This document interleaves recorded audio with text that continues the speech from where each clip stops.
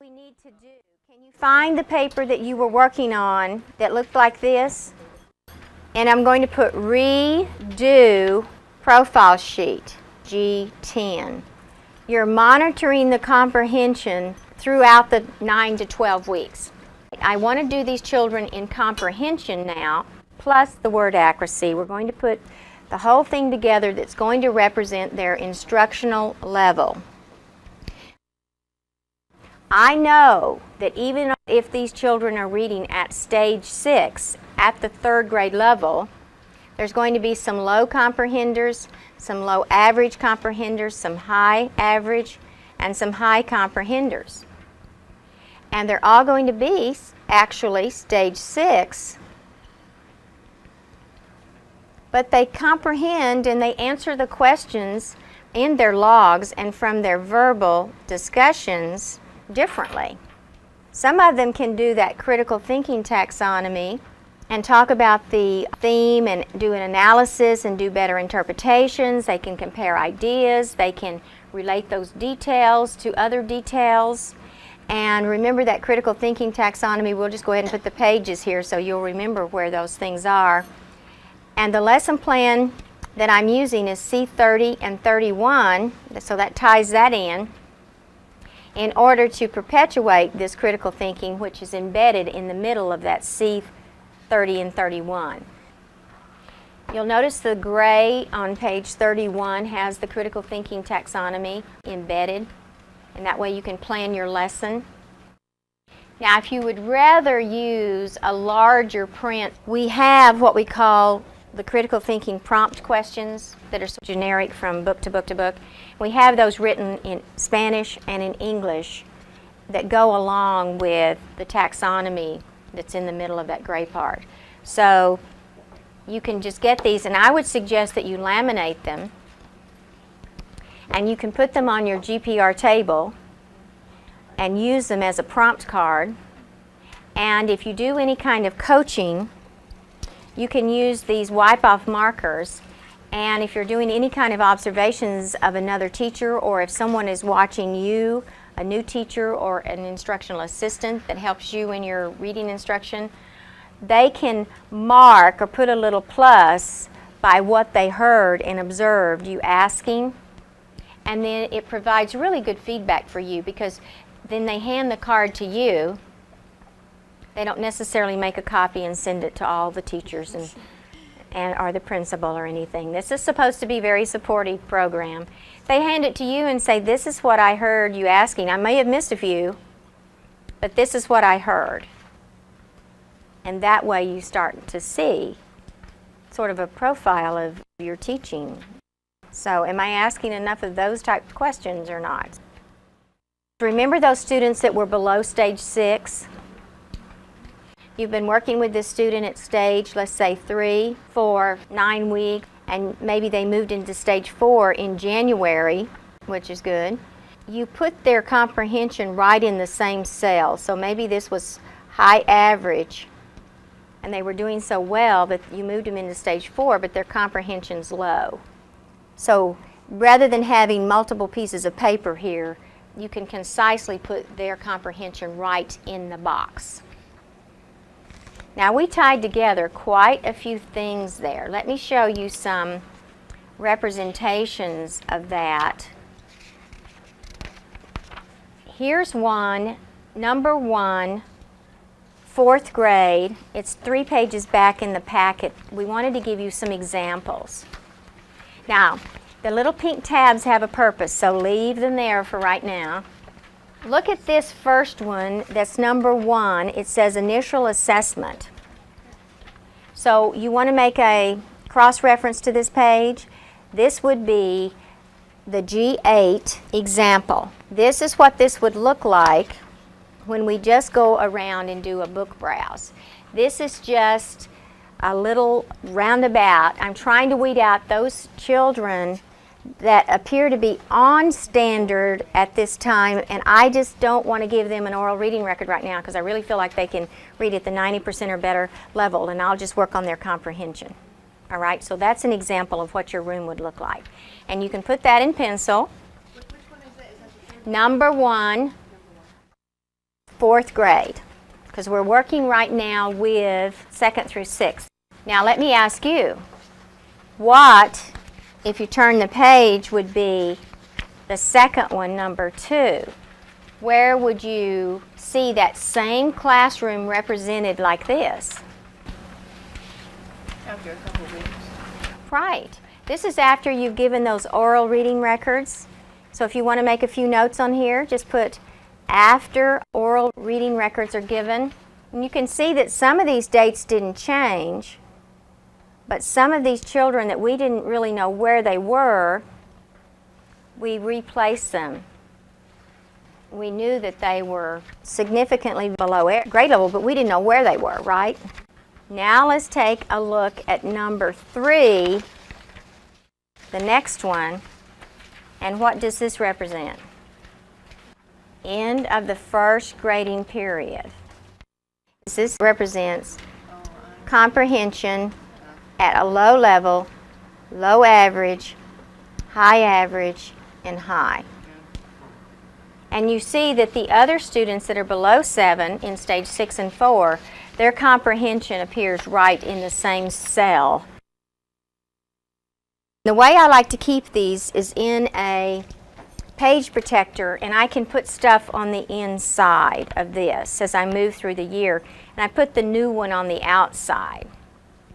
If this is Ms. Smith's class at the beginning of the year, then her graph would look like this. Red are your 911 kids. Yellow means they're a little bit behind, and green means go. They're on standard. We're going to add the graph at this time. Look at Ms. Jones, another 1st grade teacher, on the 2nd page in your packet. Who's going to do Jones? We'll do Jones. Okay. Now then I need someone to do cross. Number 1, 4th grade. I need someone to do number 2. Who's going to do number 2? 4th grade. These were depicted as green being on standard, yellow being 1 stage below, and the red being 2 stages or more below. What colors would you use on Ms. Jones? What do you think? I want it to be the 24th week. Where's minimum? Standard.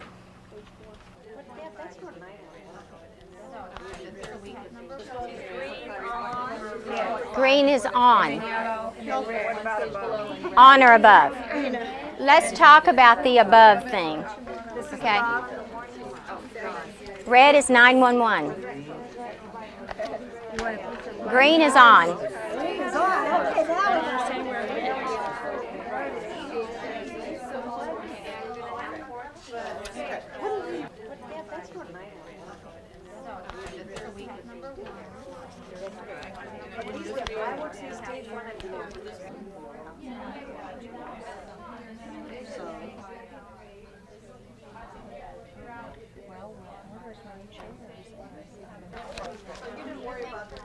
What I'd like for you to do would be to put the one that you did the graph on, put this on one side and this on the other side. So you may have to turn your staple back just a little bit and then just insert the whole packet.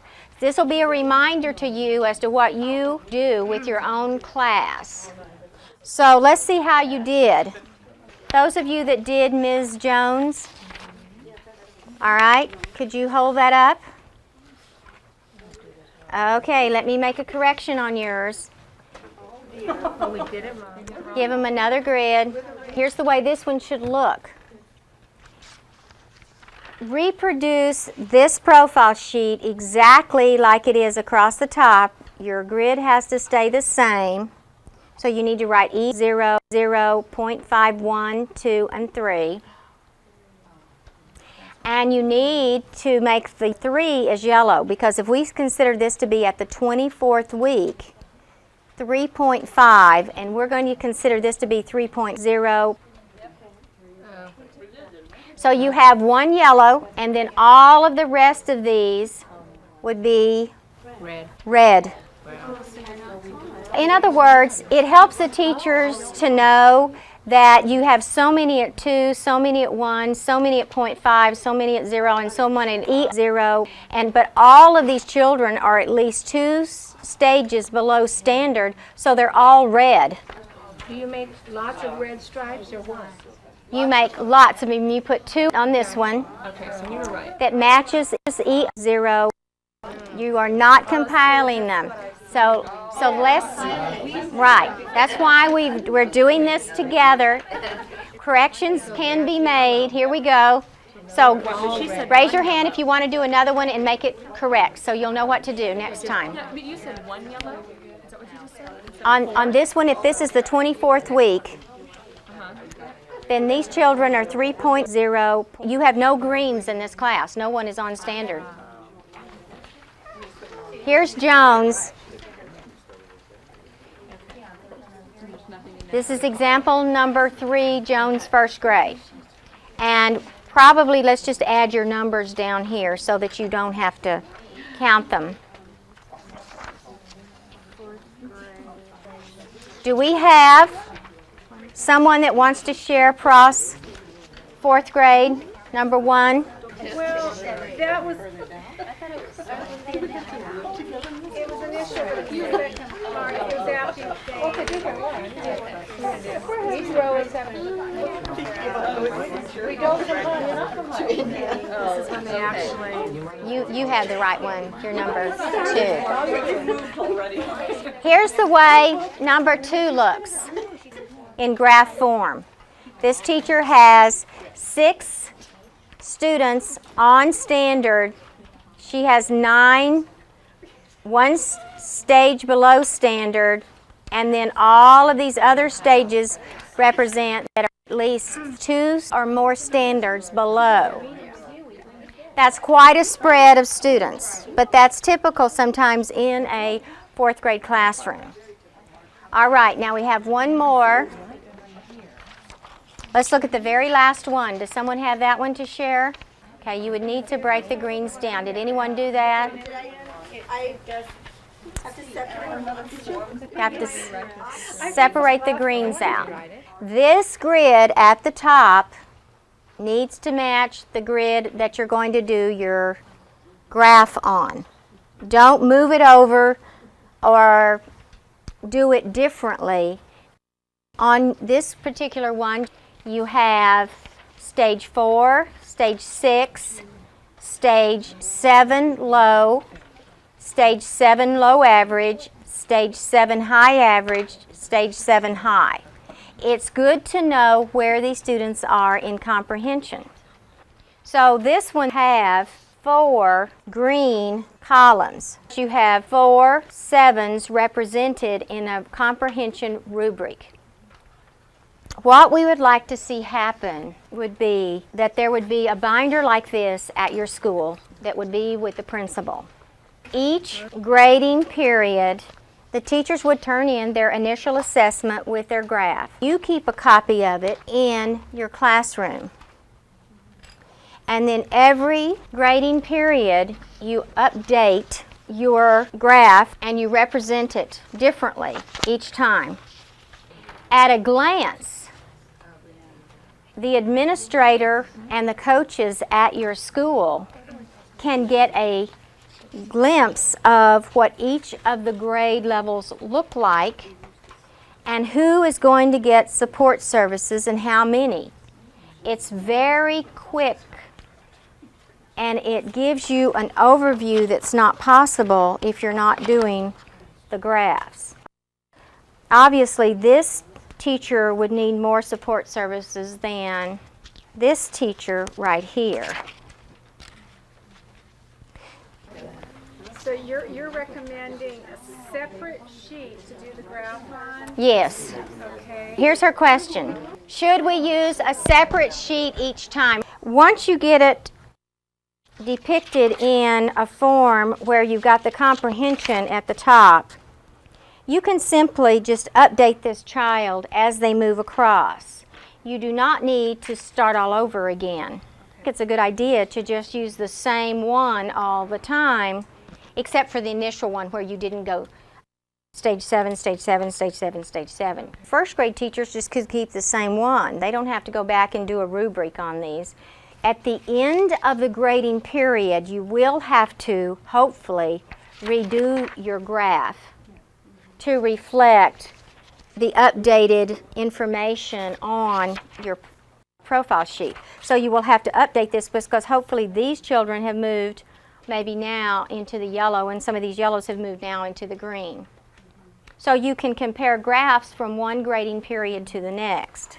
You can take this information to your computer, and all of your computer has a very simple spreadsheet in there.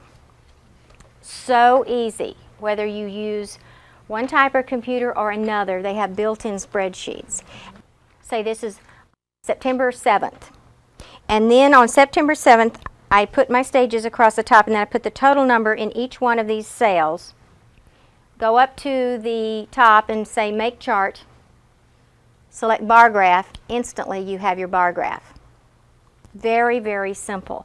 Then, when it comes time for you in November to add more data, you go down to the second cell and you say November 10th or whatever, and you say now I have this many in this stage, this many here, this many here, this many here.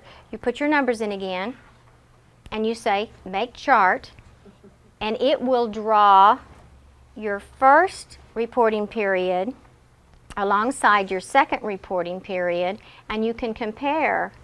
Your first line will be in one color, your second line will be in a second color, and you compare the movement. So this is a way for you administrators to work as a team, and also to target your support services. An enrichment part, okay. What do you do with your science curriculum with a second grade gate child? Sometimes the same thing, or they do some enrichment with that. Depends on which area they're gifted in as to what you would do. But for the most part, with that second grade child, you're using second grade books because they're just right in the classroom along with everyone else, aren't they? If you have a gate child who is, say, a third grader, you would be using third grade social studies books, science books, I'm talking about for the most of their instruction. Literature that is third grade level, except for occasional enrichment. So when you assess them on the stages, if you're using third grade books, then you must represent them by being a high 6 in some cases. What I'm trying to say is, if they are at third grade and you're working out of stage 6 materials, you cannot assume that they're stage 7 or 8. You see how that could be confusing, or that could be done? Extra support services would go the same place as children that you were supporting with intervention or with Title I services or RSP services. You would put that support service enrichment activities on the next to the last column on your portfolio. There seems to be a lot of variety, or we found when we were doing our leveling, but we'll That's stay. true. The best thing to do would be to give that child a variety of experiences with stage 2 materials, all kinds of text, and it will gradually be moved from easy stage 2 to medium stage 2 to harder stage 2. And sometimes there's a fine line between, well, is this a medium or a high? It doesn't matter. Just put it somewhere in there. You noticed during the first grade year that we're saying that it takes about 9 weeks to go through stage 2 with all types of books, easy, medium, and hard. It takes about 9 weeks for a child to stabilize stage 3 and 9 weeks to stabilize stage 4. And when it's time to move, even though it may not be the end of the grading period, when it's time to move them into the group that's appropriate, date your profile when they're ready to move. Now, I'm not going to tell you that you have to run and draw a new graph. I'm saying that this is done and the reporting is done at the end of the grading period, and that information is turned into your administrator. But you can continuously go back to this and update it. I also believe that the Title I teachers should draw a graph of their children, and you would do it by grade level. If you have a combo room, you will need one for first and one of these for second, because the standard changes. The green changes, doesn't it? If you have a 2-3, then you'll need to do one for second and one for third. Okay, I have one more step for the intermediate teachers that are here. And I'm glad the rest of you are hearing this, because even though you teach K and 1, you never know when you might decide to move grades. We need to put these tabs to start with the staging of the children. So if you're a 2nd through 6th grade teacher, let's mark that first initial assessment.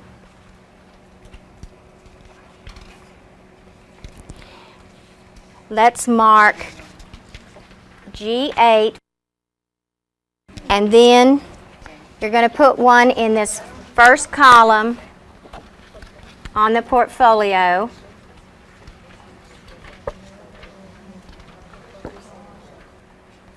And the 4th one, now let me move to 1st grade teachers and kindergarten teachers. Let's take your tabs and let's put one on G8. Let's put one on this.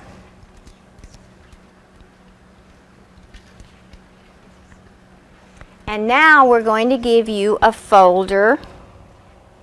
Raise your hand if you're a K1 special day class teacher. This is for testing print awareness with kindergarten and 1st grade children.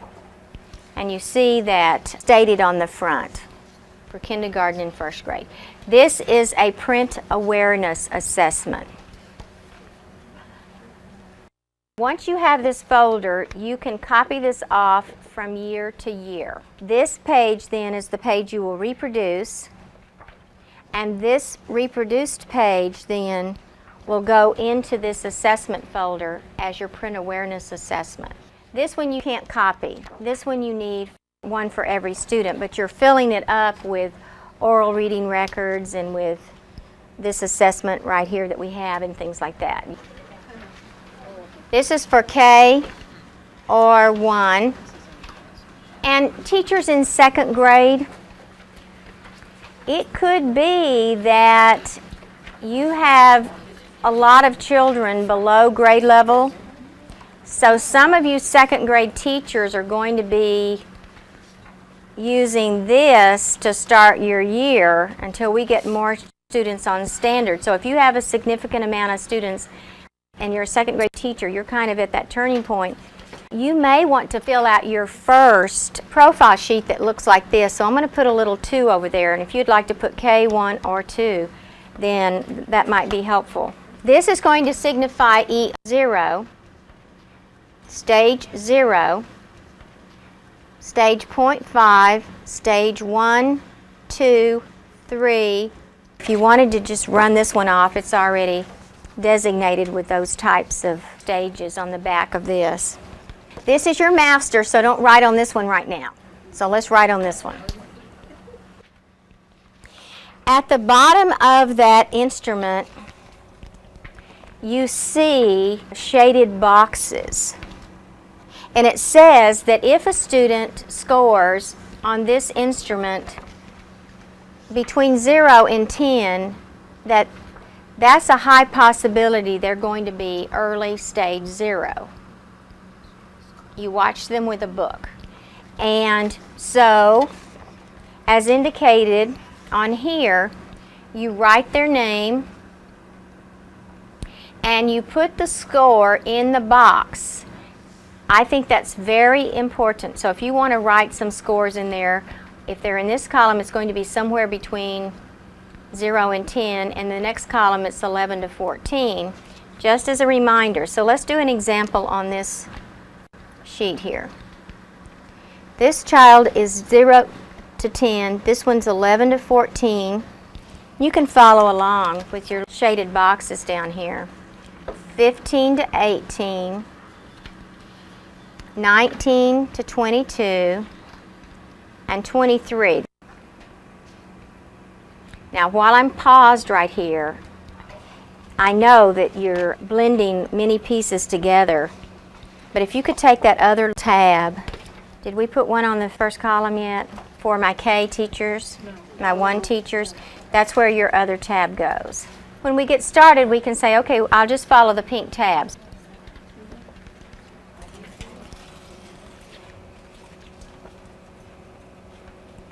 On that first column, you will notice, and the upper grade teachers will notice how this is going to tie into their oral reading records.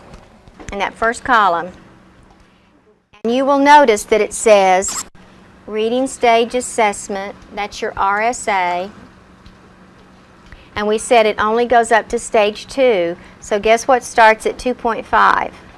Oral reading records. That's why you both have a pink tab on that first column. This measures your print awareness, the RSA does, at the beginning of kindergarten and throughout kindergarten, and then first grade for the average child that walks into your grade level. And then we start the oral reading records at 2.5. So they've progressed far enough in their reading instruction that now we can use oral reading records effectively. In other words, we don't use oral reading records with our little non-readers because they have no strategies. So why are we trying to figure out if they have deficits in meaning, syntax, and graphophonic? Of course they do. They can pretend to read and they can make it up, or they can try it, and it's that amount of knowledge that we want some indication of, so we'll know if we should put them into instruction doing a lot of print immersion activities or print awareness activities or beginning reading instruction. And this will really help us to make better decisions about our young children and what we need to do. Remember, we would like for them to be able to jump from here to here, but it just won't happen. You can't skip developmental stages. With the way the brain is networked, you have to gradually add to the networking system. You can't expect a child to be at one place and you give them this and then they'll make this big leap. So that's why you have to gradually add developmental pieces. Your textbooks then, or your teacher's editions that you have to use, have to be used carefully because it's very possible that is not appropriate instruction. So you have to use your resources to your advantage rather than letting the resources be the dictator of what you're doing in the classroom. This is the way we mark this. We hand a child a book and then we start to get a score. By the way, you can put an X right here. We don't score that one. But we sometimes write their response down. If I say, what was the book about? And they say something, I'll write it down right here. And so if I got a score of 9, this child would be early stage 0. That would indicate that I needed to do these things with that child a little bit longer before I try to start doing these things. We suggest that you use these books because these are the books that this instrument was field tested on, and it's been proven to be very good books. If you change out the book, then your results could be questionable. So I'm going to suggest that you use 3 books for kindergarten and 3 books for first grade, and they're listed there on the piece of paper. If I give a child this 0 book at kindergarten, what is our expectation here? We do not expect them to be able to read the book. We're not measuring their strategies at this point. We're just measuring print awareness. So I do not expect a kindergartner to know this word barbecue. But I have given this book to a kindergartner and said, could you read this book to me? And she said, sure, the barbecue, the barbecue, the chicken, the steak, the salad, the corn, the potatoes, the plates, yum yum. This was the beginning of kindergarten. Have you seen that book before? And she said, no. Well, how did you know the words? She said, my grandpa taught me how to read last year. Now that's good to know before the first parent conference. Right? You can have them at that level, but you have to go take them aside and read the higher, read with them. Right. It is a little bit more involved in that at the kindergarten level. Even though a child may be able to read at the kindergarten level, sometimes it's not a good idea to start reading instruction with these little children until after mid-year. It's good to know where they are so that when you're doing your shared books or when you're doing your read aloud, that you can ask questions that would promote the thinking of that child as well as some of the children that are not at that level. For example, the children that are going to be your E0 children, they're not going to know the first question, which is what on the instrument there? Show me the front of the book. All right, so in your shared reading you might say, could someone, you have those children, the E0 are on the front row in shared reading. And you say to them, can someone come up and get the book ready for me to read? So you go like this, and then you ask the second question, which is, where should I begin to read? Some of them will touch the picture, and you say, all right, we could read the picture. Can someone else show me where to start reading? Yes, we could read the author. Is there another place? All right, why don't we start up here at the top? All right, would someone like to read that for me? Well, the child that's a reader may say, mouse paint. Okay, let's all read that together. Mouse paint. Look at them. Having a good time, aren't they? Okay, so you would expect the child that's a reader in the classroom to be able to follow the line of print, join in at the right places, laugh at the right places because they're practicing plot development and that type of thing. The little E0 is really going to be kind of listening probably, not entering in a lot, just trying to get used to what reading is. And the reason you use a ruler is to direct their attention, of course, to where you are reading, that you're not reading the pictures. That's why we use a pointer when we're doing the shared reading to build in that type of print awareness. So once we get the score of these children on this instrument, it can help us with our direction and our instruction very readily. What I'd like to do now is for us to watch a 12-minute video to go over some of the things that we've talked about, and then we're going to do an oral reading record and practice that.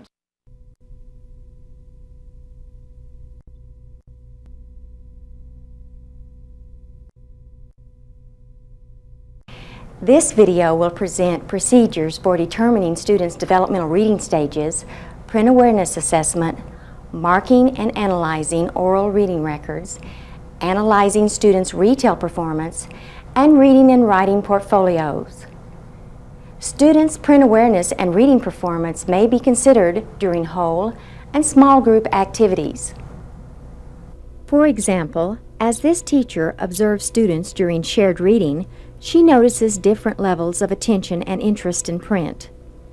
Based on her observations, a parent volunteer is asked to record a student's name in a particular column that has been defined as characterizing print awareness development.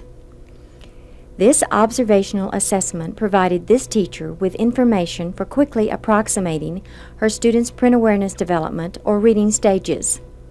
Teachers instructing students who are at the print immersion and print awareness levels of literacy also observe students during their developmental play activities to gain information about their abilities in listening and speaking, individual preferences for books, and writing representations. Stage descriptors serve as examples of behaviors and thinking skills that a teacher notices as students participate in literacy experiences. For example, this preschooler goes to books independently and pretends to read, while this intermediate student is identifying the author's purpose and analyzing critically. The developmental stages of listening, speaking, reading, and writing may be used as a reference to focus and identify a teacher's observations of students. For younger students or summer school students, these observations are often placed in literacy portfolios and shared with parents. During the regular school year, separate reading and writing portfolios are recommended for students reading at Stage 1 or higher. Teachers at the intermediate level may begin staging their students by asking them to read a passage from their grade level text. As each student reads, the teacher records whether or not the student can read 9 or more words out of every 10, or approximately 90%. This level of word accuracy would be one indicator that the grade level materials would be comfortable for reading instruction or guided process reading. Students at the 6th grade level are given processing experiences, such as those listed in Stage 8, in books that are age, interest, and concept appropriate. The teacher estimates each student's reading stage by dating those students who are able to recognize 90% of the words, Stage 8, those students who find the material somewhat difficult, Stage 7, and those who experience even more difficulty reading grade level text, Stage 6. This profile will provide the teacher with an initial indication as to which students need attention, further assessment, and/or extra assistance to read effectively. Daily observations of comprehension tasks, evidence collected of stage descriptors from students' log entries, and observations during guided process reading will provide the teacher with additional assessment information and necessitate updating the reading stage class profile. 6th grade students beginning the year on grade level will refine their critical thinking skills as they work on descriptors within Stage 8 in materials from different genres. Teachers often verify a student's developmental competence by placing samples of the student's work in his or her reading portfolios. Reading portfolios may contain evidence of stage descriptors collected from teacher-guided, collaborative, and individual situations, a list of books read in guided process reading groups, oral reading records, retell assessments, anecdotal records, and parent and student entries such as attitudes and information collected from interviewing the student. A writing portfolio contains samples of a student's work collected over time. These samples, transferred from the student's writing folder, represent different types of writing at different phases of development. Along with the writing samples, a writing portfolio houses a writing stage reference used to developmentally assess a student's writing performance, and completed conference logs containing comments that have been systematically collected from the teacher, peers, and the individual. Writing, representing a particular stage of development, may also be scored qualitatively according to a writing rubric. The next section of this video will demonstrate the procedures for determining print awareness and marking and analyzing oral reading records.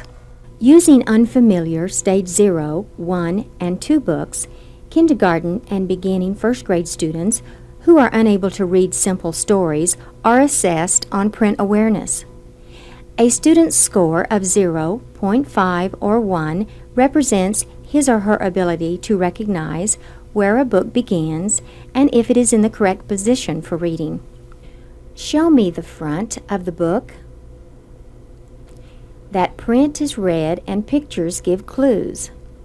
Where should I begin to read? Repeated text. Now you read the title to me.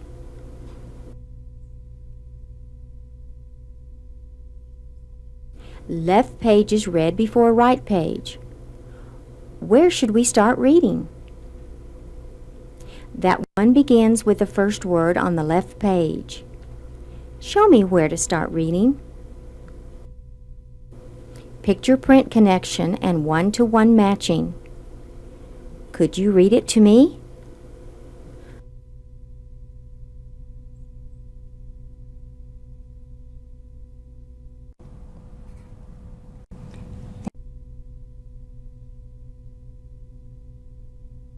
Touch the words as you read. The chick. Good reading, Armando. Upper and lowercase letters. Show me a capital letter. Text patterns. Now you read the next page. The meat. Very good, and we see the meat, don't we? Right there on the grill.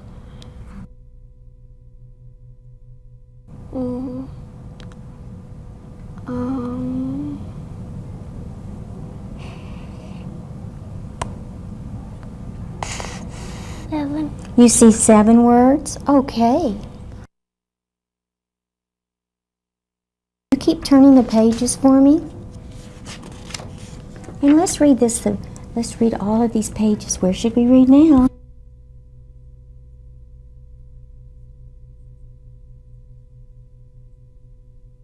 The text and consistently uses appropriate book handling skills, including pointing with the same finger, directionality, read-like behavior, tracking, and making appropriate semantic, syntactic, and graphophonic approximations.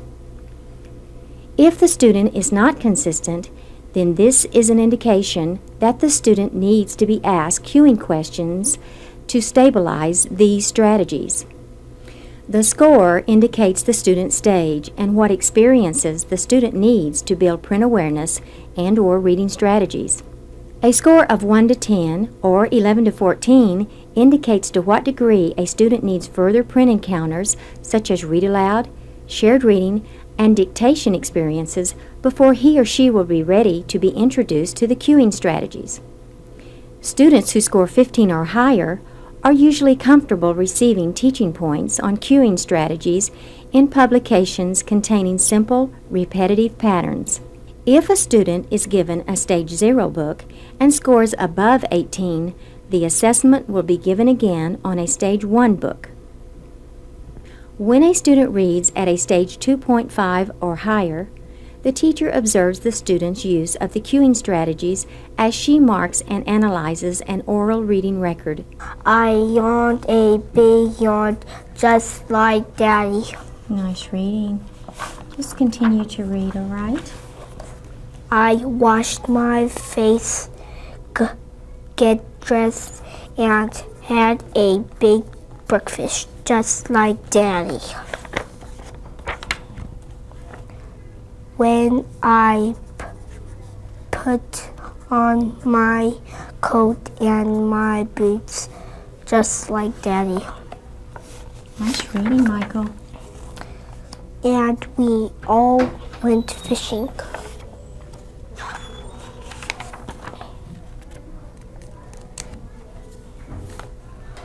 On the way, I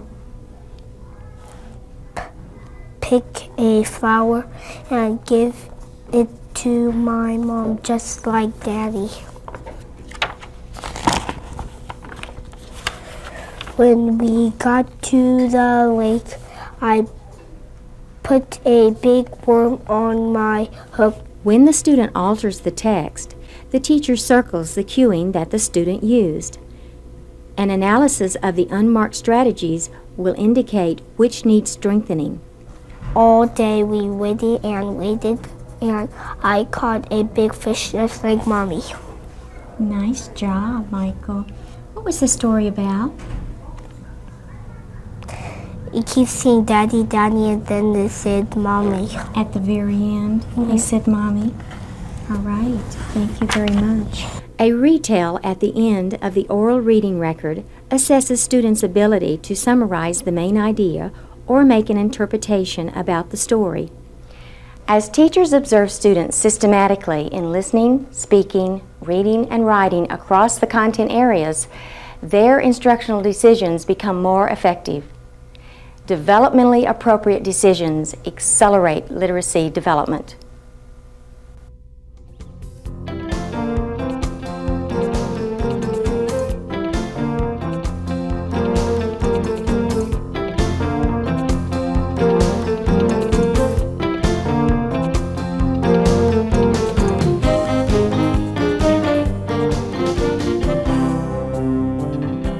Further point there, and I need to do that by drawing your attention to the portfolio, first column again. The retell can be used during the assessment time if the child reads the whole book. If you're only going to choose one page, then you can't use the retell assessment. But for these younger children, such as Michael that just read Just Like Daddy, it's possible for a teacher to do that. So this was a first grade child at approximately stage 3 level, Just Like Daddy. Not the easiest 3, kind of a medium 3. So let's just say that Michael read this at the 91% level. How would you rate his retell there? He said it kept saying, Daddy, Daddy, and at the end it said, Mommy. Well, you'd have to ask him some more questions, wouldn't you? You only can say, what was the story about? We will do the prompts in our instruction. But what we're saying right here is, just give them that question, because if you give them more, you're going to be feeding them information. So how would you rate that?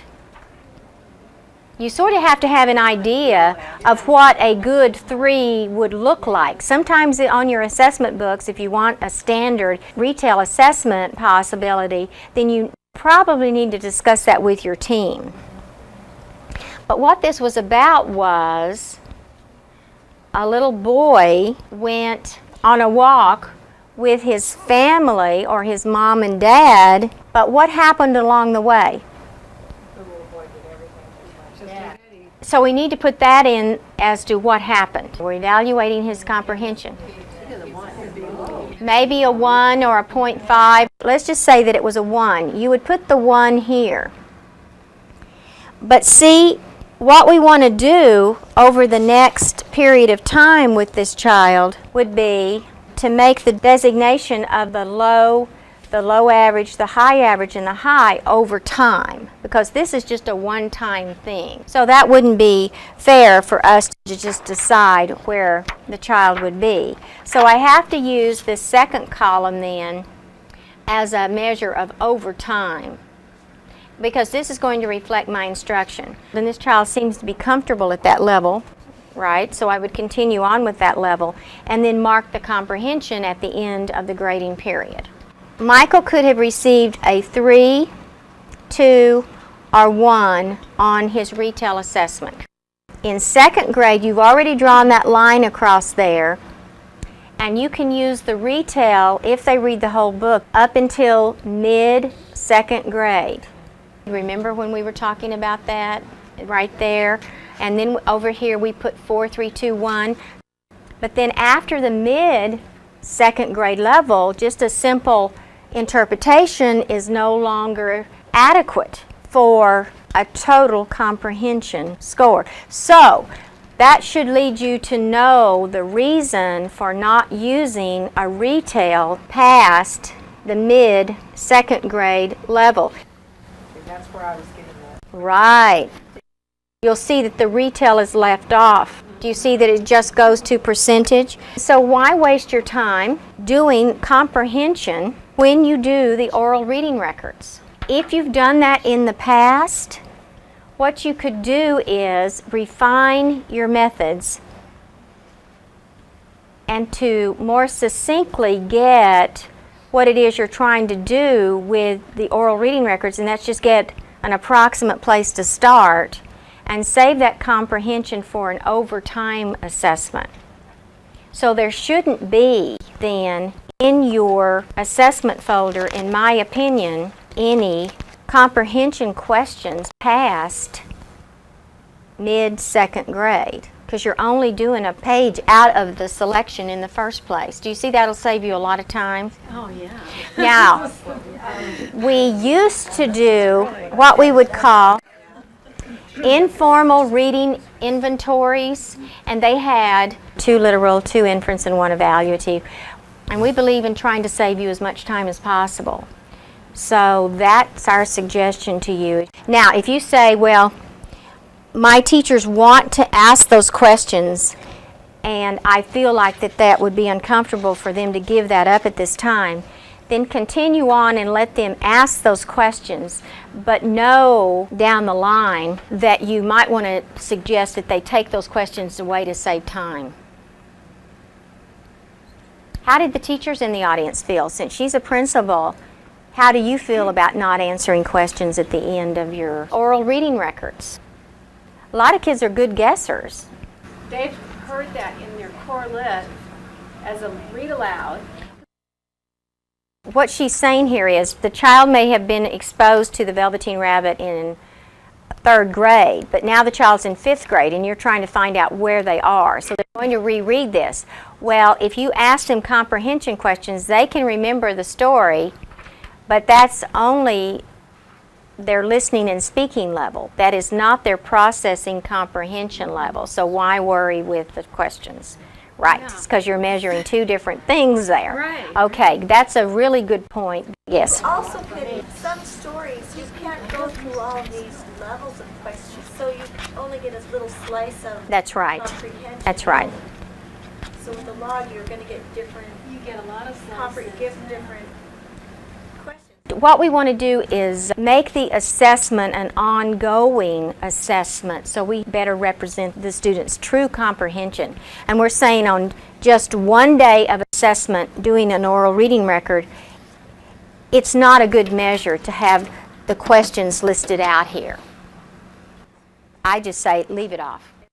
Unless the child reads the whole story and they're a 1st grader, or they're reading at a 1st grade level or up to a mid-second grade, and you want to do a retell and you want to take the time to listen to the whole story, but the story would probably need to be unfamiliar to the child. That's why we use with our lower levels books that are unfamiliar to the child, because they're easily memorized. Yes, Are you going to be giving suggestions as to how to increase the comprehension? Right. This afternoon on the agenda, we're going to be going through some of these developmental levels, and I'm going to show you some examples of that. That's what we will move into this afternoon. We have time to do the oral reading record now, so find that little half sheet. And I'm going to read this as if a child would read it, and I'm going to alter the text, and you need to mark the alterations. The way you mark the text would be on G13. At the bottom of the page it says that if the child substitutes the word, you need to write the substitution above. If they omit a word, you need to circle the word.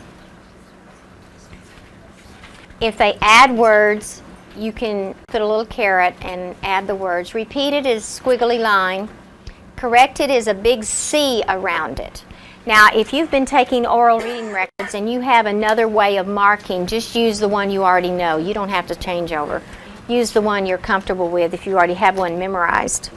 The sheep say, ba, ba. The donkey said, he. The cow said, moo, moo. The bed cracked. 2 types of analysis. One is word accuracy. We have an error there. We have one in the second line, and we have one here. The errors then are going to be calculated over 67 words in this passage, and we'll put the number of words that they had correct and then get a percentage. We're also going to do what we call a strategy analysis. The child said, say for said. Which strategies do we know that the child is using if they say instead of said when they altered the text? Did they change the meaning significantly to say instead of said? Okay. I'm going to circle what the child is doing. Syntactically, if you're a first grade child and you're reading this, could you say the sheep say, ba-ba? Okay. Graphophonically, are half of the letters in say that are in said in the same order? Okay, 50%. So we have to do this analysis, which would be he. Did it change the meaning for the donkey to say he, then he-haw? All right, how about syntactically? We don't know how these donkeys talk, so he's okay with me. Graphophonically, are half of the letters in he that are in haw? Okay, so I'm going to leave that one unmarked. Cracked for creek. We usually get some differences of opinion here. Is it different to crack the bed or to creak the bed? Yes. Okay, so I won't circle meaning. Syntactically, if you were reading a book about these noises in this house, could you predict syntactically that the bed would crack? Yes. Okay, so I'm going to circle syntax. How about graphophonically? Are half of the letters? Okay, you're comfortable with that.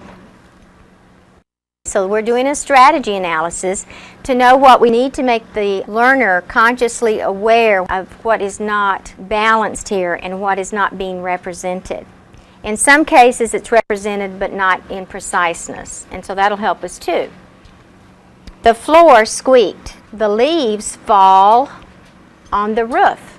Swish, swish. The tea kettle whistled. Hiss, hiss. Hiss, hiss. Since this one was self-corrected and this was not altered, I'm not going to count it as an error. And that information can be found on G14.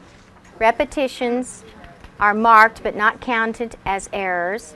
Self-corrections are not counted as errors. Now analyze these with your partner.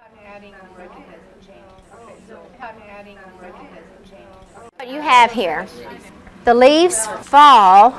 Did that change the meaning significantly? Syntactically, can you say the leaves fall on the roof? Graphophonically, are half of the letters in the same order? Okay, so we have evidence that the child is using all of the strategy areas when they alter the text, but it may not be exact reading. So we did count it as an error. This one was self-corrected, so we forgive them. And this one was just a repetition, which we wouldn't want a child doing that on a consistent basis of doing repetition, so we'll mark it and maybe try to diminish that behavior as we instruct them. But for assessment purposes, we don't want this to be inflated because of little things like that or just seeing a word and then correcting it. So we're not going to count it in as part of their instructional calculation. Too noisy, said Pete. He went back to the wise man. Get a hen, said the wise man. What good is a hen, said Pete. But Pete get a hen anyway. What about adding We count that one as an error.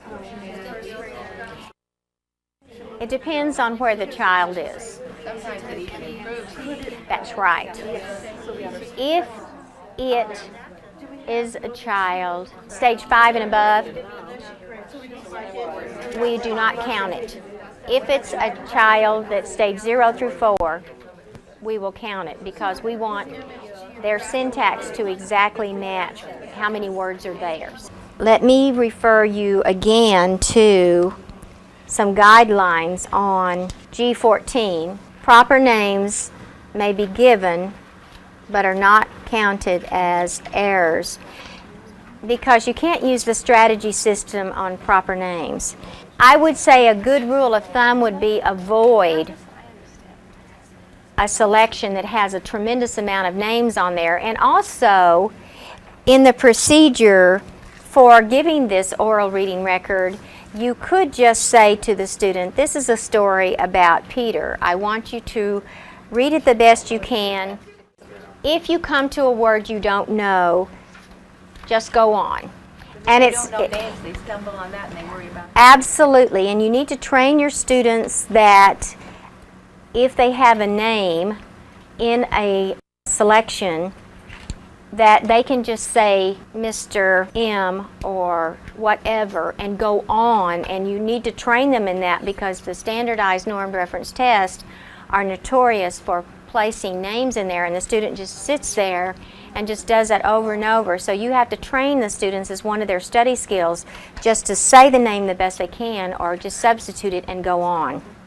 That's just good test-taking strategy. So back to this. Let's do the strategy analysis. What would you circle for get instead of got? Would you circle the M? Yes. S? Yes.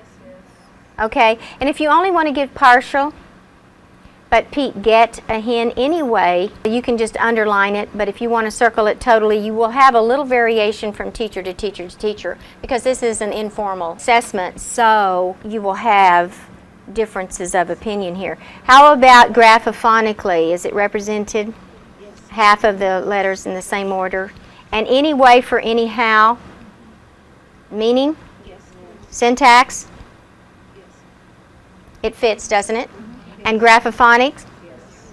Okay, including the beginning letters. All right. And now is a little bit of an exception here because if you listen to this, too noisy, said Peter. He went back to the wise man. It doesn't really alter the meaning or the syntax to do that one, but graphophonically they just didn't pick it up. Now, there's a little bit of a variation in marking insignificant errors, and we would like to direct your attention to the bottom of G14 here. For stages 2 through 4,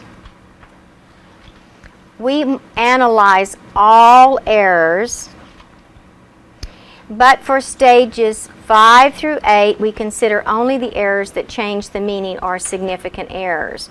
So if this had been a stage 5 reading selection and it's actually a stage 3.5 and it's a first grader, but if it's an upper grader, we would only analyze the significant errors on books stage 5 and above. That's because they don't change the meaning. The reason that we analyze it for first graders and beginning second graders in the learning how to read process is because one of the things we try to do syntactically is to exactly match word for word with your verbalization and the text because they are moving through a pretend to read time.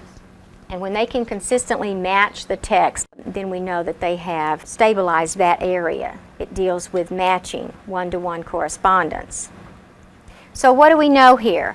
What we're trying to find is around the 90% level, and we call that instructional level. So what can we say about this child? If this was a child in our classroom in first grade. Is this the appropriate type of material the child should be reading? Yes. It's within 88 to 92%, approximately 90%.